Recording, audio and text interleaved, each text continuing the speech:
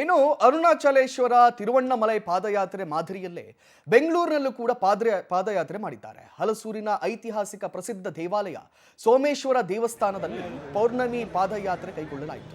ಸತತ 1 ವರ್ಷದಿಂದ ಪ್ರತಿ ಹುಣ್ಣಿಮೆ ದಿನದಂದು ದೇವರಿಗೆ ವಿಶೇಷ ಪೂಜೆಯನ್ನ ಮಾಡುವುದರ ಮೂಲಕ ದೇವಸ್ಥಾನದ ಸುತ್ತ ಸಾವಿರಾರು ಭಕ್ತಾದಿಗಳು ಪ್ರದಕ್ಷಿಣೆಯನ್ನ ಮಾಡಿದ್ದಾರೆ. ಇಂದಿಗೆ 1 ವರ್ಷ ಪೂರೈಸಿದ ಹಿನ್ನೆಲೆ ಸೇವಾಕರ್ತರು ಹಾಗೂ ಭಕ್ತರು ದೀಪೋತ್ಸವ ಹಾಗೂ ಸಾಂಸ್ಕೃತಿಕ ಕಾರ್ಯಕ್ರಮ ಹಮ್ಮಿಕೊಂಡಿದ್ದಾರೆ. 8,000ಕ್ಕೂ ಹೆಚ್ಚು ಜನ ಭಕ್ತಾವಧಿಗಳು ಇಲ್ಲಿ ಭಾಗಿಯಾಗಿದ್ದಾರೆ.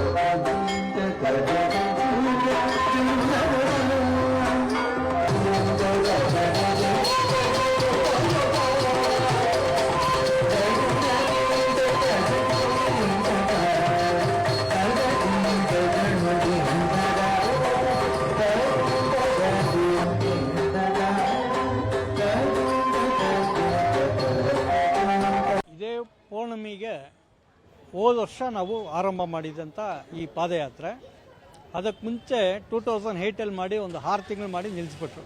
ಸ್ವಲ್ಪ ಬೇರೆ ತೊಂದರೆ ಆಯಿತು, ಆದ್ದರಿಂದ ನಿಲ್ಲಿಸ್ಬಿಟ್ಟಿದ್ರು.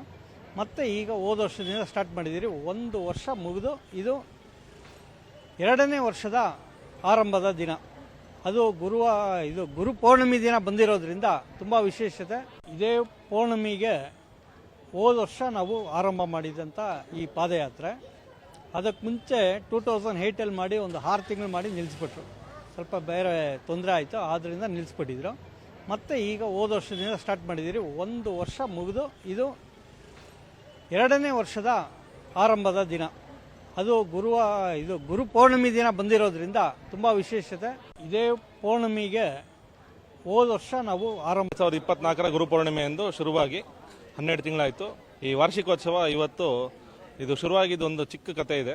ಶುರುವಾದಾಗ ಬರೀ 14 ಜನ ಇದನ್ನು ಶುರು ಮಾಡಿದ್ದು. ಈಗ ಅದನ್ನು ಬಾಯಿ ಮೂಲಕ ಎಲ್ಲರೂ ಅವರ ಸ್ನೇಹಿತರಿಗೆಲ್ಲ ಹೇಳಿ ಅವೆಲ್ಲೂ ಪಬ್ಲಿಸಿಟಿನ ಯಾವುದೋ ಇದು ಮಾಡಿದರೆ ಅವ್ರವ್ರು ವರ್ಡ್ ಆಫ್ ಮೌತ್ ಸಂಪರ್ಕ ಬಾಯಿ ಸಂಪರ್ಕ ಮಾಡಿ ಇವತ್ತು ಆಲ್ಮೋಸ್ಟ್ ಪೌರ್ಣಮಿಗೆ 3,500 4,000 ಜನ ಸೇರಿದ್ರು. ಇವತ್ತು ಆಲ್ಮೋಸ್ಟ್ ಅದರದ್ದು ಒಂದು 7,500 8,000 ಜನ ಸೇರೋರಿದ್ದಾರೆ ಶಿವಭಕ್ತರು. ಅವರು ಒಂದು ಸುತ್ತಮುತ್ತಲು ಪ್ರದೇಶ, ನಮ್ಮ ಕೃಷ್ಣರಾಜಪುರ, ಹಲಸೂರು, ಶಿವಾಜಿನಗರ ಈ ಸುತ್ತಮುತ್ತಲು ಇರೋದು ಇದನ್ನು ಪ್ರೇರಣೆಯಾಗಿ ತೊಗೊಂಡು ಇನ್ನೊಂದು 2-3 ಕಡೆ ಶುರು ಮಾಡಿದ್ದಾರೆ. ಒಂದು ಚಾಮರಾಜಪೇಟೆ ಇರ್ಬೋದು, ನಮ್ಮ ಆಜಾದ್ ನಗರ ಇರ್ಬೋದು, ಆ ಕಡೆ ಸುಮಾರು ಕಡೆ ಈ ಥರ, ಮತ್ತು ನಮ್ಮ ಗ್ರಾಮಾಂತರ ಶಿಡ್ಲಘಟ್ಟದಲ್ಲೂ ಶುರು ಮಾಡಿದ್ದಾರೆ. ಇದನ್ನು ಪ್ರೇರಣೆ